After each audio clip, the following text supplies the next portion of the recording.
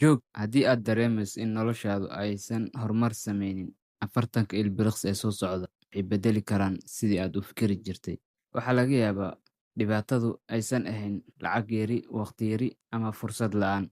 Waxaa laga yaabaa inay tahay hal caado oo aad maalin kasta sameydo, adigoon xitaa dareemin. Waxaad leedahay riyooyin waaweyn. Waxaad rabtaa inaad barato xirfado cusub. Waxaad rabtaa inaad quraanka akhrido. Waxaad rabtaa inaad jirkaaga dhisto ama inaad ganacsi bilowdo.